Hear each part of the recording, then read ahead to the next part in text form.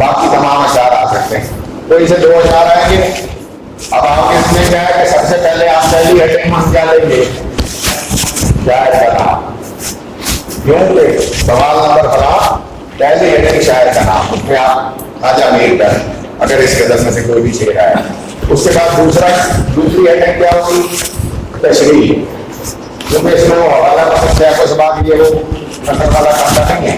یہاں براہ راست جب ہم تشریح شروع کر دیں گے. تشریح کی پہلی 2 لائنیں کیا ہوں گی؟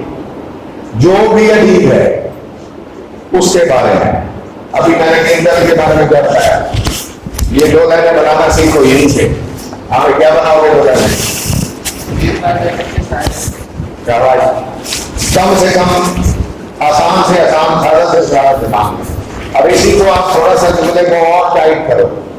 میر درد اردو ادب کے ایک معروف شاعر ہے. اور یہاں تھوڑی سی قابلیت آ گئی، وہ بھی ٹھیک ہے، جملہ غلط نہیں تھا، لیکن وہ ایسا لگتا ہے جیسے کسی 5ویں یا 8ویں کے اسٹوڈنٹ نے بنایا.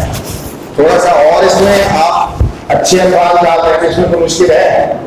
اردو ادب کے ممتاز شاعر ہیں، اردو ادب کے ایک معروف شاعر ہیں، اردو ادب کے ایک بہترین شاعر ہیں. ٹھیک ہے، اس قسم کا جملہ تھا. ان کے کلام میں تصوف کا رجحان بخوبی ملتا ہے اچھے انداز میں. انہوں نے بہت اچھے انداز میں صوفیانہ خیالات کا اظہار کیا ہے. ایک جملہ اور بھی تو ایڈ ہوگا نا، ایک تو وہ ہو گیا، ایک ساتھ اور ایڈ کر دو تاکہ آپ یہ بتا دو کہ مجھے پتا ہے میر درد ایک صوفی شاعر ہے. یہ واضح ہے، ہر شاعر صوفی شاعر نہیں ہے، ایک ہی بندہ ایسا ہے. تو کیوں نہ میں تصوف صوفیانہ اور اس قسم کے صوفی یہ الفاظ میں استعمال کر کے 2 جملے بناؤں. لازمی تشریح کس کی کرنی تھی؟ اشعار کی. میں کہاں سے شروع ہوں گا؟ شاعر سے. 2 جملے میں نے اس کے بعد بھی لکھنے ہیں. یہ برابر طریقہ ہے. اس کا مطلب یہ ہے کہ آپ کو یہ بھی اندازہ ہے کہ یہ شاعر ہیں. ہم جو لٹریچر پڑھ رہے ہیں، یہ بھی درد نہ ہوتا ہم کہاں سے غزل پڑھ رہے ہو. غزل بھی بات کی بات ہے، ہم بھی بات کی بات ہے. تو پہلے 2 جملے شاعر کا حق بھی بنتا ہے، تو اس کے تھوڑی سی تعریف ہم کرتے ہیں تو یہ اچھا شاعر ہے. نیچے ہم غزل کے پہلے شعر میں یا زیر تشریح پہلے شعر میں، زیر تشریح دوسرے شعر میں، یہ 2-3 لفظ آپ کو آنے چاہیے. تشریح کرتے ہوئے یہ ٹیکنیکل لفظ میں جس تشریح میں اسٹوڈنٹ یہ لفظ شامل کرتا ہے، یہ اکثر اوقات سامنے سوال میں بھی ہوں گے، سوال میں بھی ہو سکتے ہیں، لیکن آپ کو بھی آنے چاہیے تاکہ آپ کو اچھے نمبر ملیں. بغیر کسی تمہید کے اگر آپ تشریح کرتے ہیں تو اس کا مطلب یہ ہے کہ آپ کو کسی نے تمیز نہیں سکھائی.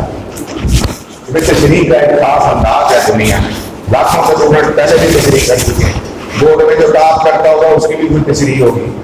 اردو کے بدلے میں مجھے سب سے زیادہ نمبر ہوں گے پورے بورڈ میں، اس کی بھی کوئی تشریح وہ یہی ہوگی. اس نے 2 لائنیں شاعر کو دی ہوں گی، اس کے بعد اس نے یہ بتایا ہوگا میں اس وقت کون سے شعر کے کون سے مصرے کی بات کر رہا ہوں، اس میں سے اہم بات کیا ہے. اب یہ جو ہم نے پہلا شعر پڑھا، اس میں سے اہم باتیں ہم نے پھیلا دی ہیں. اہم بات ہے مرفوع، اس میں سے مغز ڈھونڈو کیا ہے.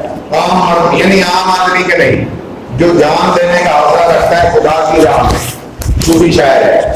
تو وہ ہر آدمی نہیں رکھتا. اللہ کی راہ میں جان دینے کا جذبہ جو رکھتا ہے وہی مرد کہلانے کا انداز ہے. اور مرد ہم ہی اسی کو سکتے ہیں جو بلند مقصد رکھے گا. عام مقصد کے لیے عام آدمی جان دے رہا ہے.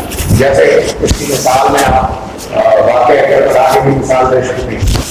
اللہ کی راہ میں ہر کٹانا بھی جو ہے اس سے اعلیٰ مقام ملا. تو کام مردوں کا تھا، وہ عام آدمی نہیں کر سکے. عام آدمی تو پرلی طرف تھے. بات سمجھ آ رہی ہے؟ تو یہ جو جان دینا ہے خدا کی راہ میں، یہ بہت بڑا دل گردہ مانگتا ہے، یہ جگر مانگتا ہے. عام آدمی نہیں دے سکتا. تو بظاہر ہمیں شعر عام لگ رہا تھا، جب ہم نے تشریح کرتے ہوئے مردوں کے لفظ کو کھولا، جان سے اپنے گزرنے کو کھولا، پھر شعر کی 2 صفحے کی تشریح بننی ہے، 2 اشعار کی کم سے کم. کیسے بناؤ گے؟ اسی طرح ٹھیک ہے کہ لفظ کو آپ ایک اور آسان طریقہ ہے اس سے بھی. اب میں نے اور 2 لائنیں لکھنی سمجھ. اب نیچے میں آ گیا اس شعر کے پہلے مصرے میں میل درد کہتے ہیں، جو بھی کہا اس نے ہر شعر کے ہی۔ دوسرے پہ آ جاؤ، اس شعر کے دوسرے مصرے میں میل درد کہتے ہیں۔ دو لائنیں اور آ گئی، لائنیں گنتے جاؤ۔ دو لائنیں کون سی تھی؟ شاعر کی۔ دو لائنیں پہلے مصرے کی، دو لائنیں دوسرے مصرے کی۔ اب دو لائنیں مجموعی طور پر اس شعر میں میل درد نے یہ کہا، اب مجموعی میں زیادہ بن جائیں گی۔ وہی والی بات میں تم نے ابھی دوسرے مصرے میں کی ہے، اس کو کان کو یوں پکڑا تھا، آپ یوں پکڑ لو گے، وہی گھما کے دوسرے لفظوں میں پھر کر دو گے۔ تو لہٰذا اب یہ کہنے کا کہ آخر میں ایک لائن اور آئے گی، کون سی بڑا؟